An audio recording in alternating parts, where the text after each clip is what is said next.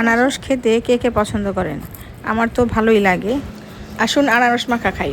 আনারস কাটতে গেলে অর্ধেক তো ফেলেই দিতে হয়, খোসা অনেক ভারী করে কাটতে হয়, তারপরও অনেক চোখ থেকে যায়।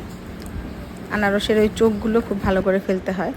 আনারস খেতে ভালো লাগে, কিন্তু আনারস খেলে পরে মুখও ছিলে যায়।